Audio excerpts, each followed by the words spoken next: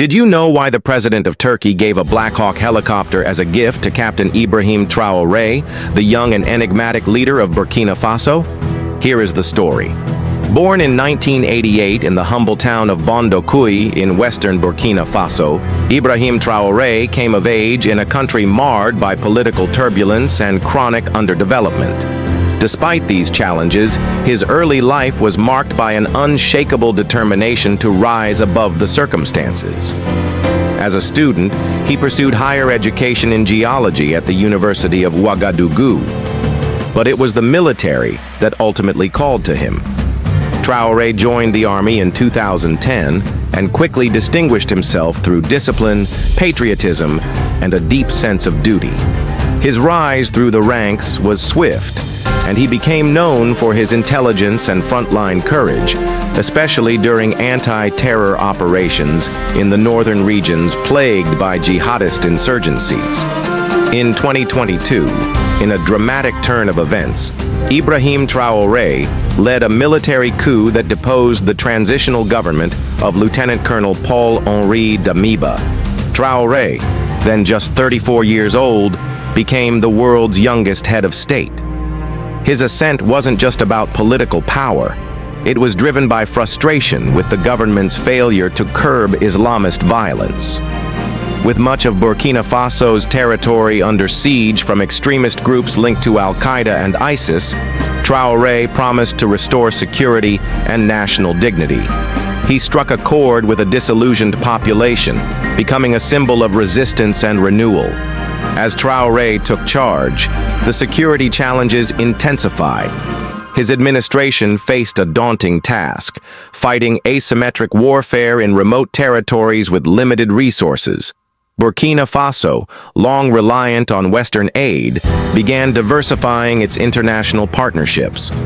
This pivot saw a new chapter in African geopolitics, where non-traditional allies, such as Turkey and Russia, began playing influential roles.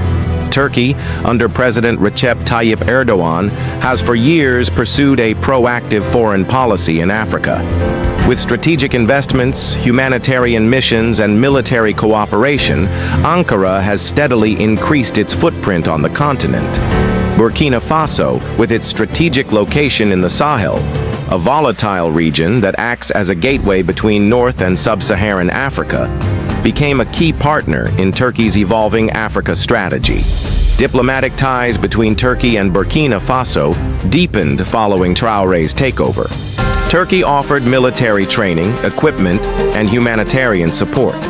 The two nations shared a mutual interest. Stability in the Sahel was essential not only for regional security, but also for countering migration flows and the influence of rival powers like France and the United States. Erdoğan saw Traoré not just as a leader of a distant African nation, but as a crucial ally in a chessboard of shifting alliances. The relationship between the two men grew more personal. Erdoğan admired Traoré's resolve and grassroots legitimacy. Traoré, in turn, respected Erdoğan's independent foreign policy and experience navigating a multipolar world. Beyond the usual pleasantries of state visits, the two exchanged frequent messages, coordinated on security strategies, and laid the groundwork for long-term bilateral cooperation. Turkish drones were soon observed in Burkina Faso's airspace, operated by Burkinabe forces trained by Turkish advisors. As the security threats mounted, Traoré's life came under increasing danger. Intelligence reports suggested credible assassination plots by jihadist elements and disgruntled factions within his own ranks. Despite heightened security, he remained exposed while traveling across liberated zones and frontline areas. In early 2025, during a visit to a forward operating base in the eastern province of Tapoa, his convoy was ambushed.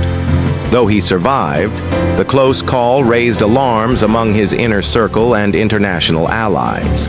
It was shortly after this incident that President Erdoğan made a bold and symbolic gesture.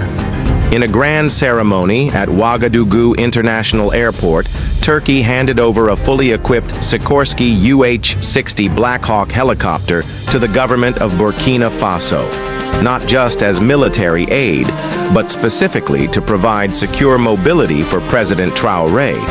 The helicopter, painted in camouflage with the flags of both nations, was a statement of solidarity. Erdoğan's message was clear. Your struggle for sovereignty and peace is ours too. May this gift protect not just a leader but a brother in arms.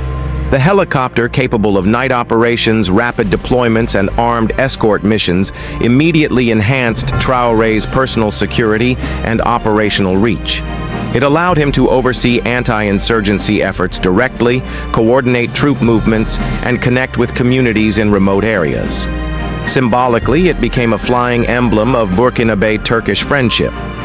Beyond its military utility, the Black Hawk represented something deeper, a realignment of global partnerships.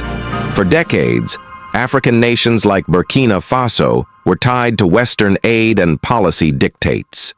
Traoré's government, while not hostile to the West, openly sought sovereign alliances, with partners willing to treat it as an equal. Turkey filled that role with pragmatism, respect, and strategic foresight. Geopolitically, the move was a signal to the world that Burkina Faso would no longer be a pawn in post-colonial politics. The presence of Turkish hardware and advisors, alongside Russian Wagner-like elements already operating in the Sahel, demonstrated a diversification of security arrangements. While this concerned some Western powers, for Burkina Faso, it was a pragmatic response to a crisis. Traoré's approach, criticized by some as overly militaristic or populist, found validation in the support of rising global players like Turkey. In the months following the helicopter handover, security operations intensified. Villages once held hostage by jihadists were freed. Traoré used the Black Hawk to visit wounded soldiers, deliver aid, and rally civilian support. His popularity soared, particularly among youth, who saw in him a symbol of dignity and African resurgence. And so, the Black Hawk became more than a machine. It became part of the mythology surrounding Ibrahim Traoré's leadership. A gift forged, not just in diplomacy, but in mutual struggle. A tale of two nations, one reborn from the ashes of Ottoman glory, the other rising through the fire of insurgency, bound by a shared vision of sovereignty and resilience.